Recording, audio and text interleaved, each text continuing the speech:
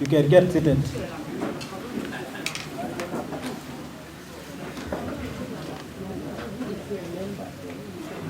Honorable Minister,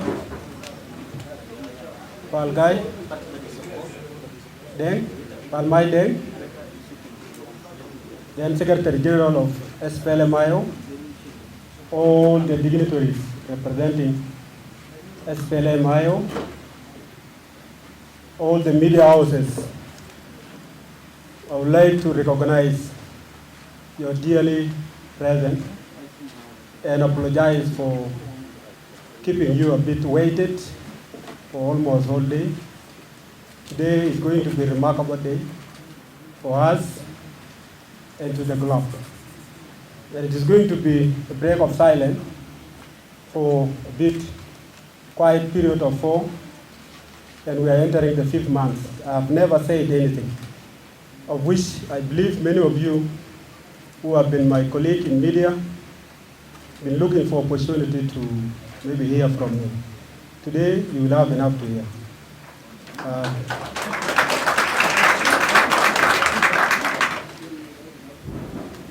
Honorable Minister, Comrade LG, all the participants, allow me to take us through the message which I have prepared for this particular day, of which I believe to be a main subject why we are here.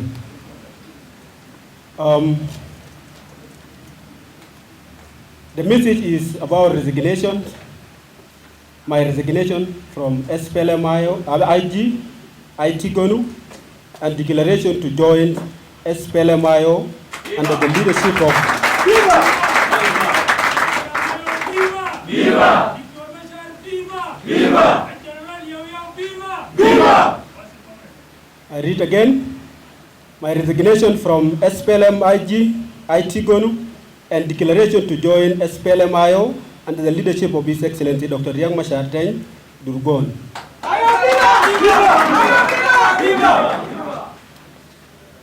Your Excellency, after deep reflection and soul-searching on the privilege of prevailing political and transitional processes and the need to secure the future of the Republic of South Sudan and the Greater People Administrative Area, GPA, we have decided to tender our resignation from SPLM-IG, IT-GONU, with effect from April 1st, 2024.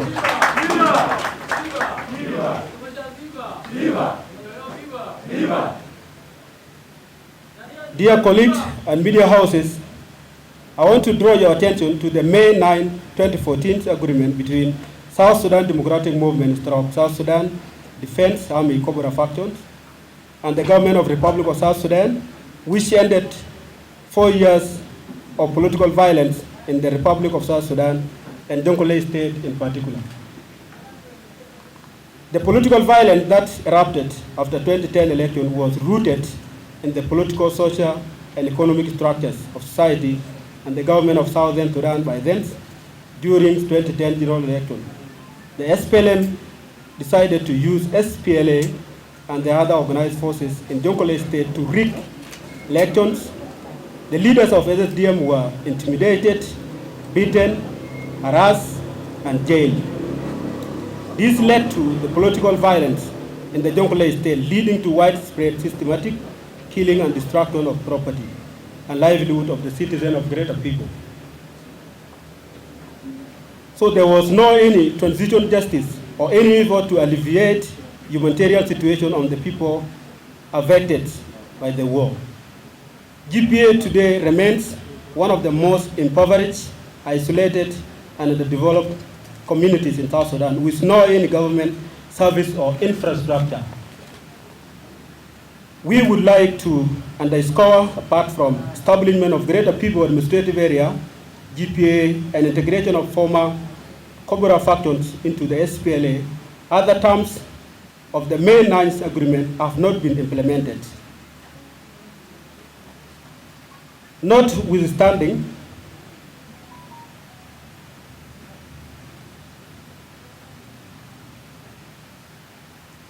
Notwithstanding with the lack of implementation of May 9 agreement, we have always hoped for better days for our people. We thought that the implementation of agreement on resolution of conflict in the Republic of South Sudan access 2015 and access 2018 shall result into inclusive and durable peace in South Sudan.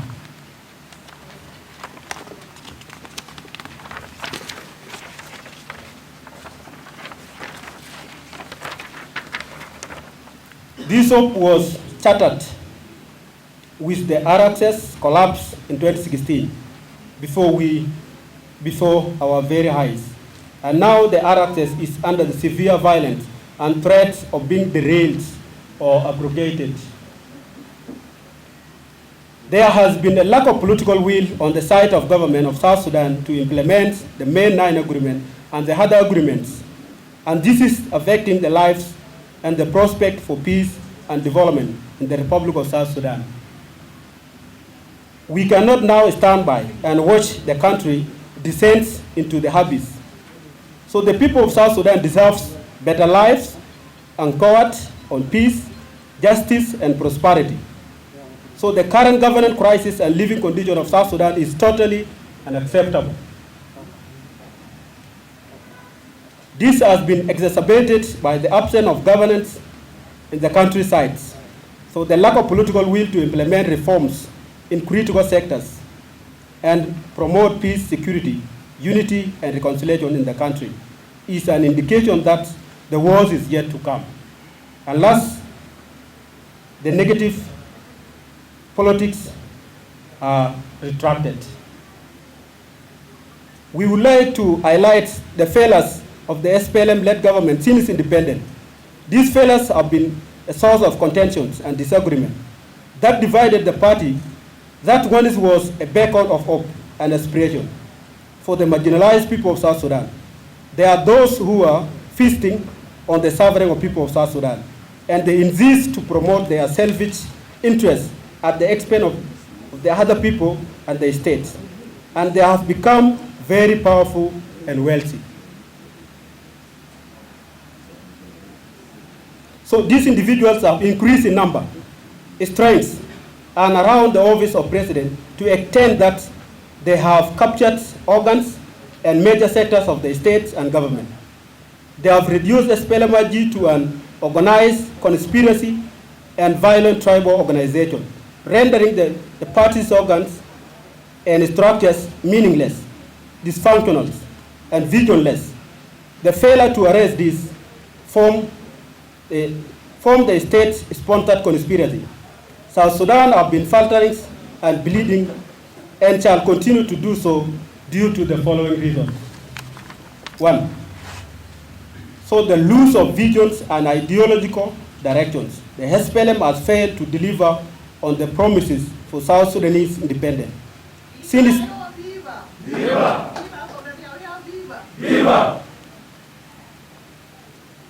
Since independence, the condition of living in South Sudan has deteriorated, even worse than when we were in the bush or in the old Sudan. This has left our citizens questioning the purpose of struggle for independence of South Sudan, whether we still have that objective to be achieved or it has been a loss. Then what would be your alternative? Two, the SPLM has failed to govern and provide security throughout the country. The semblance of the government is only seen in Juba and state capitals beyond. Viva SPLM-IO, viva! Viva! Viva SPLM-IO, viva! Viva! Viva South Sudan, viva! Viva! Viva Dr. Machar, viva! Viva! Beyond the capitals, South Sudanese still live in their natural states within their tribal communities. There is prevalence of subnational violence throughout the country, occasional clashes with the government forces, and community is the order of the day. South Sudan was more peaceful and united during war for independence than today.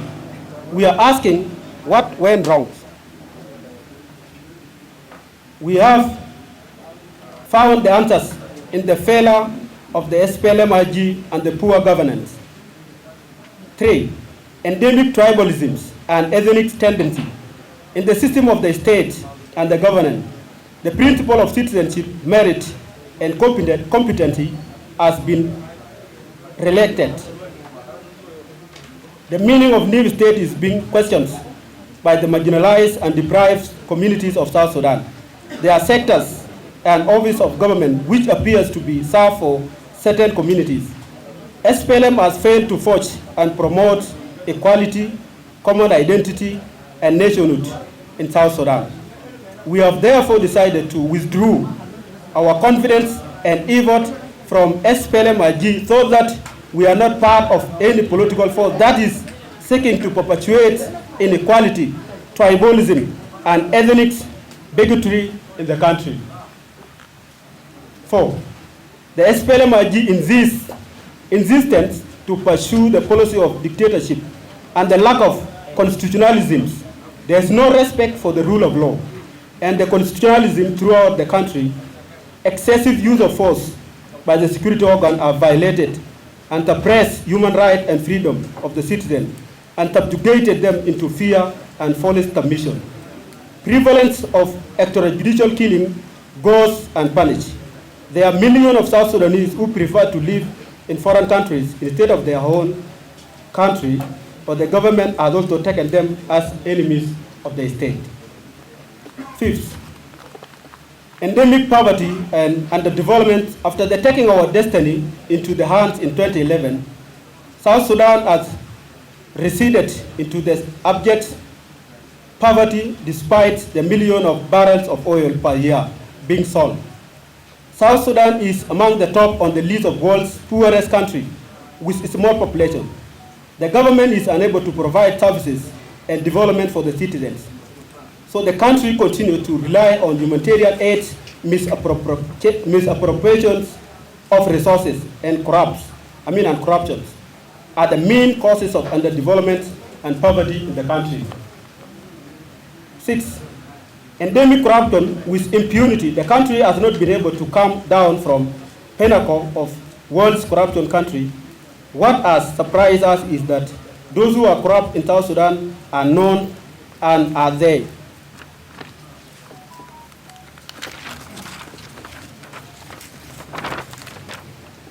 Most privileged and rewarded with more appointments instead of being punished. You can see the contradiction. 7.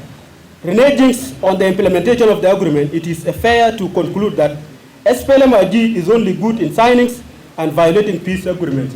Ayo viva! Viva! Ayo viva! Viva! Ayo viva! Viva! Ayo viva! Uriya salam adala! Ayo viva! Uriya salam adala!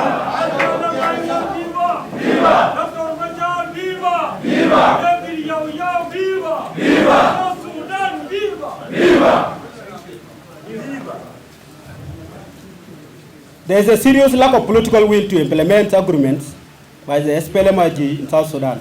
The main 9 agreement on resolution of conflicts in Jonglei State, the R-Access of 2015 and R-Access of 2018 have suffered countless violations without redress. The ongoing calls and insistence by the SPLM-IO to conduct premature elections in December 2024 is all about the logic to refuse to implement the R-Access and abrogate it altogether.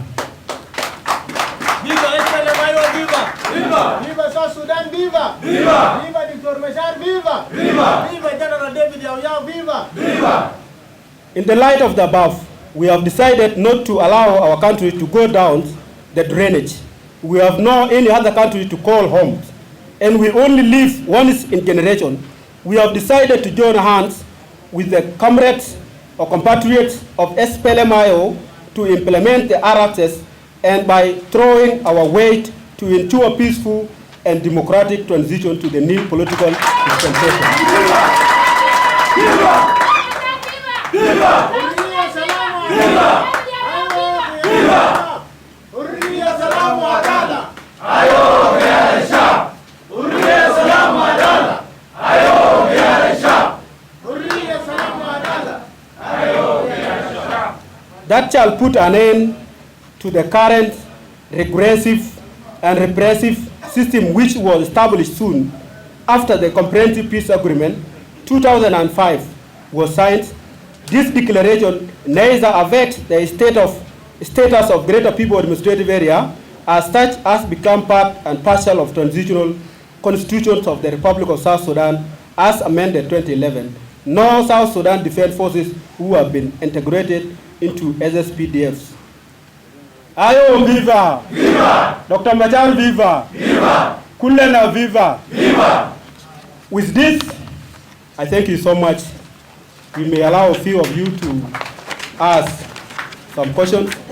Then from there, we call it a conference. Thank you so much.